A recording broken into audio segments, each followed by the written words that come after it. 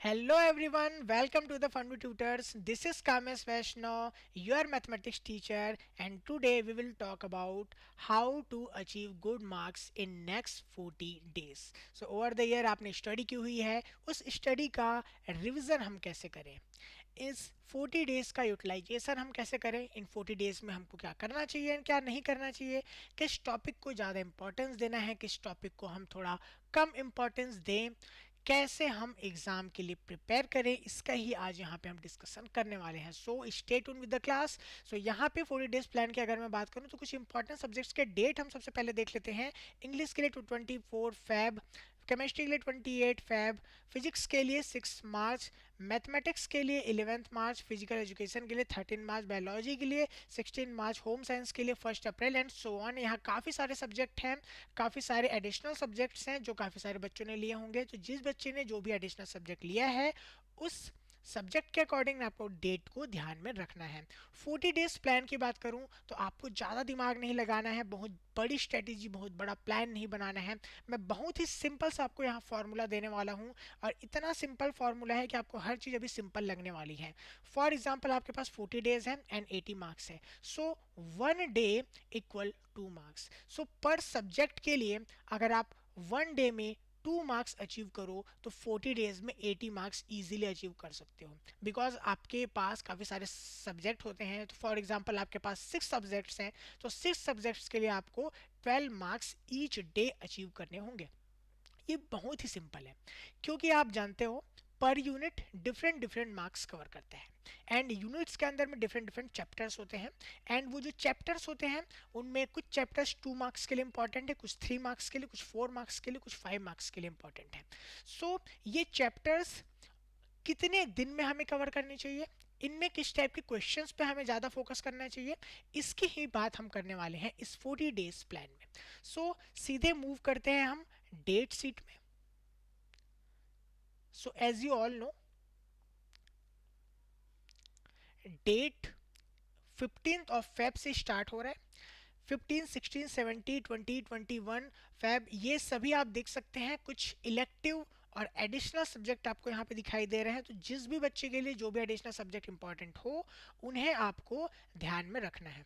और आपको यहाँ पे कुछ इम्पॉर्टेंट सब्जेक्ट जो कि कंपलसरी सब्जेक्ट है वो भी दिखाई दे रहे होंगे. ओके, 11 मार्च में आपके मैथ्स का एग्ज़ाम है, ये भी आपको ध्यान में रखना है. और आपका जो लास्ट एग्ज़ाम है वो 5 अप्रैल में है. ओके, सो आप यहाँ पे देख सकते हैं बिकॉज यहाँ पे कुछ एडिशनल सब्जेक्ट्स भी हैं. सो 15 फेब से एडिशनल सब्जेक्ट से हमारे जो एग्ज़ाम से वो स्टार्ट हो रहे हैं. तो कुछ बच्चों के लिए 40 डेज से ज़्यादा का भी टाइम है एंड जो डिफरेंट डिफरेंट सब्जेक्ट हैं उसके बीच में हमें काफ़ी टाइम भी मिल रहा है. तो हम इसका भी यूटिलाइजेशन ईजिली कर सकते हैं सब्जेक्ट प्रिपरेशन के लिए. अब हम सीधा अगर बात करें, we have class 12th relation function, algebra, calculus, vector, linear programming and probability. तो इसके लिए आप देख सकते हैं यहाँ पे मैंने मार्क करके रखा हुआ है 8 marks relation function, 10 marks algebra, 35 marks जो कि हाईएस्ट है, 35 मार्क्स जो कि हाईएस्ट है कैलकुलस कवर करता है, 14 marks vector, 5 marks linear programming and 8 marks probability. So मैंने यहाँ पे लिखा हुआ है कि 35 मार्क्स यहाँ पे हम 17 टू 18 डेज इसको डिवोट कर सकते हैं.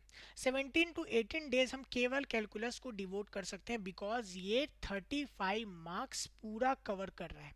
ओके, सो यहाँ पे सबसे इंपॉर्टेंट क्या है आपको ये पता होना चाहिए कि कैलकुलस के अंदर में क्या क्या आ रहा है. सो लेट्स से कैलकुलस को हम यहाँ पे देखते हैं. कैलकुलस, ओके, सो यहाँ पे अगर मैं बात करूँ कैलकुलस की, ओके, सो यहाँ पे continuity, differentiability, application of derivative, integral, application of integral, differential equation, ये 5 चैप्टर्स यहाँ पे कवर हो रहे हैं.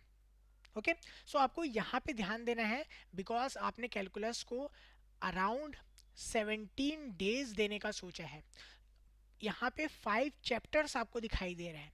तो 5 चैप्टर्स को 17 डेज में कैसे कवर करना है और कैसे उसका रिवीजन करना है ये बहुत इंपॉर्टेंट है.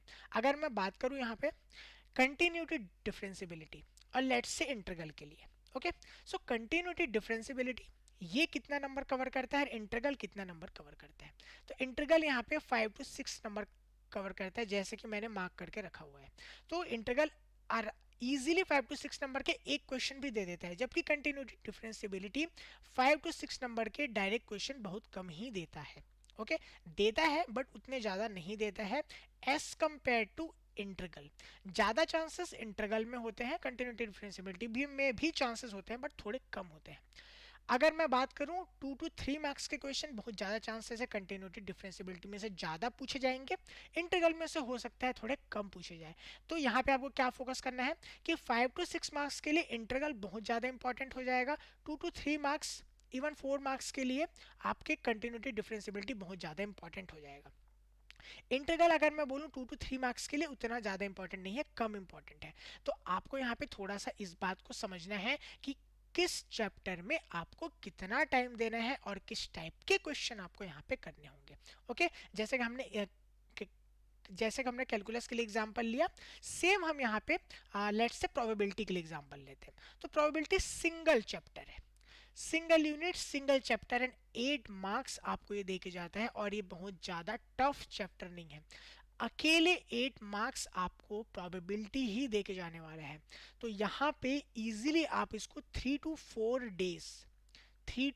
डेज आप प्रोबेबिलिटी को डिवोट कर सकते हैं। 3 to 4 डेज का मतलब क्या होता है कि अगर आप 3 डेज आपने अगर 3 डेज प्रोबेबिलिटी पढ़ाई की तो 4th डेज एक बार उस 3 डेज का एक बार रिवीजन कर लो, आपको ज़्यादा टाइम तक चीज़ें याद रहेगी। ओके सो इस 40 डेज प्लान में हम क्या करने वाले हैं? इस 40 डेज प्लान में मैं आपके लिए क्लासेस लेके आने वाला हूँ। इन क्लासेस में इंपॉर्टेंट टॉपिक्स इंपॉर्टेंट चैप्टर के साथ होंगे, important in the way of the numbers, 2 number 3 number 4 number 5 number 6 number, किस नंबर के लिए कौन सा चैप्टर ज़्यादा इंपॉर्टेंट है, हम उस इंपॉर्टेंस की बात करेंगे। ओके यहाँ पे हम ये ध्यान देंगे कि हमें क्या बड़े क्वेश्चन किसी चैप्टर पे फोकस करने हैं या सिर्फ उसे छोटे क्वेश्चन के लिए फोकस करना होगा। यहाँ पे हम डिफरेंट डिफरेंट कॉन्सेप्ट तो पढ़ेंगे, उस कॉन्सेप्ट से रिलेटेड इंपॉर्टेंट क्वेश्चन हम यहाँ पे करेंगे जो पहले भी आए हुए हैं और जिसके आने के चांसेस बहुत ज़्यादा हैं। अगर आप 40 डेज मेरे साथ साथ में रिवीजन करोगे, डेली आप क्लास ज्वाइन करोगे एंड डेली प्रैक्टिस करोगे एंड रिवाइज करोगे, तो आप इजीली 95+ मार्क्स इजीली अचीव कर सकते हो। अगर मैं स्पेशली मैथ्स की बात करूं तो आप इजीली अचीव कर सकते हो। अदर सब्जेक्ट में अगर आप सेम इसी तरह की स्ट्रेटेजी फॉलो करें तो आप उसमें भी इजीली मार्क्स अचीव कर पाएंगे। तो आपको डेली मेरे साथ क्लास में जुड़ना होगा, आपको अपने फ्रेंड्स को भी ये शेयर करना होगा क्योंकि आपको साथ में पढ़ाई करनी है, सबको हेल्प करना है। ओके लेट्स से अगर यहाँ पे एक सैम्पल पेपर है हमारे पास, सेक्शन ए की बात करूँ, यहाँ पे मल्टीपल चॉइस क्वेश्चंस है, each questions has 1 mark. 1 marks question यहाँ पे हम देख सकते हैं, 1 मार्क्स क्वेश्चन हमें यहाँ पे कितने मिलते हैं, हमें यहाँ पे अराउंड 18 1 मार्क्स क्वेश्चन मिलते हैं, एमसीक्यू क्वेश्चन मिलते हैं, 18 एमसीक्यू क्वेश्चंस मिलते हैं। असर्शन रीजन बेस्ड क्वेश्चन भी हम यहाँ पे देखने मिलते हैं, ये हमें 2 मार्क्स के क्वेश्चन है। ओके ये वेरी शॉर्ट क्वेश्चन है जो कि 2 मार्क्स के। सेक्शन बी की यहाँ पे मैं बात करूँ तो यहाँ पे very short answer type questions आते हैं, ये भी 2 मार्क्स के होते हैं हमारे पास। सेक्शन सी की बात करूँ तो यहाँ पे शॉर्ट टाइप क्वेश्चन जो कि 3 मार्क्स के होते हैं, करेक्ट। सेक्शन डी की अगर मैं बात करूँ तो 5 मार्क्स के यहाँ पे आपको क्वेश्चन देखने को मिलते हैं, जो कि ऐसे क्वेश्चंस होते हैं जिसमें आपको ऑप्शन भी देखने को मिलता है।